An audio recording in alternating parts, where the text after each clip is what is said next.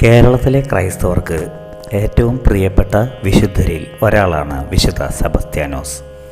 ഫ്രാൻസിലെ നർബോണെ എന്ന സ്ഥലത്ത് ജനിച്ച സെബസ്ത്യാനോസിൻ്റെ മാതാപിതാക്കൾ ധനികരും രാജകുടുംബാംഗങ്ങളുമായിരുന്നു.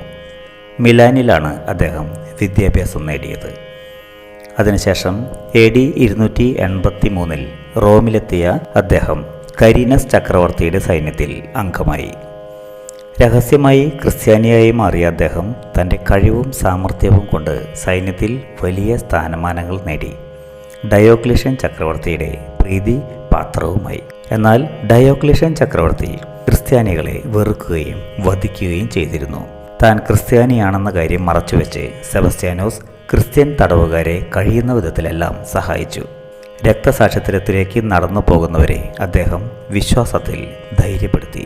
അദ്ദേഹത്തിൻ്റെ പ്രസംഗങ്ങൾ കേട്ട് അനേകം റോമാക്കാർ പോലും ക്രിസ്തുമത വിശ്വാസം സ്വീകരിച്ചു. രോഗശാന്തി വരം ഉണ്ടായിരുന്ന സെബസ്ത്യാനോസ് പുണ്യാളൻ തൻ്റെ സൈനികരെയും റോമൻ ഗവർണറെ പോലും മാനസാന്തരപ്പെടുത്തി. തടവുകാരുടെ മേൽനോട്ടക്കാരനായ നിക്കോട്രസ്റ്റിൻ്റെ ഭാര്യയുടെ സംസാരശേഷി അദ്ദേഹം അത്ഭുതകരമായി വീണ്ടെടുത്തു. അതുകണ്ട് അനേകം പേർ ക്രിസ്തു മതവിശ്വാസം സ്വീകരിച്ചു.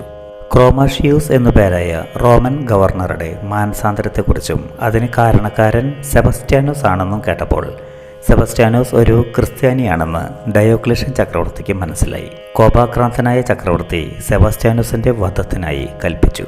ഏറ്റവും വേദനാപൂർണമായിരിക്കണം ആ മരണമെന്നും അദ്ദേഹം ആവശ്യപ്പെട്ടു. അതനുസരിച്ച് സെബസ്ത്യാനോസിനെ വസ്ത്രങ്ങൾ ഉരിഞ്ഞെടുത്ത് ഒരു മരത്തിൽ കെട്ടിയിട്ട് അമ്പെയ്തു കൊല്ലാൻ കൽപ്പിച്ചു. സൈനികർ മാറി മാറി അദ്ദേഹത്തെ അമ്പെയ്തു. ദേഹമാസകലം അമ്പുകളായപ്പോൾ അവർ അദ്ദേഹത്തെ മരിക്കാൻ വിട്ടു. സൈനികർ പോയപ്പോൾ ഐറിൻ എന്ന റോമാക്കാരി ഭക്ത രാത്രിയിൽ ശരീരം മറവ് ചെയ്യാനെത്തി. സെബസ്ത്യാനോസിന് ജീവനുണ്ട് എന്ന് അവർ അറിഞ്ഞു.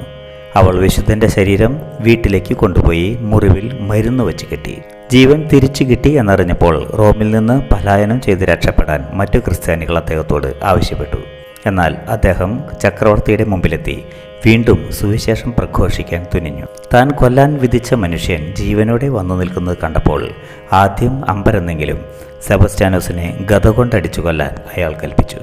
അതുപ്രകാരം പട്ടാളക്കാർ അദ്ദേഹത്തെ ഗദ കൊണ്ടടിച്ച് കൊലപ്പെടുത്തി. AD 288 അദ്ദേഹം രക്തസാക്ഷിത്വം വഹിച്ചത്.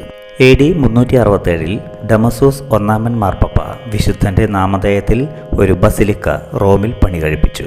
അദ്ദേഹത്തിനെതിരെ എയ്ത ഒരു അസ്ത്രം ഉൾപ്പെടെ ചില തിരുശേഷിപ്പുകൾ അവിടെ സൂക്ഷിച്ചിട്ടുണ്ട്. പകർച്ചവ്യാധികളിൽ നിന്നും സംരക്ഷണം നൽകുന്ന വിശുദ്ധനായാണ് അദ്ദേഹം പൊതുവെ അറിയപ്പെടുന്നത്. AD 680 റോമൻ നഗരത്തെ പകർച്ചവ്യാധിയിൽ നിന്ന് രക്ഷിച്ചത് വിശുദ്ധൻ്റെ മധ്യസ്ഥമാണെന്നാണ് വിശ്വസിക്കപ്പെടുന്നത്.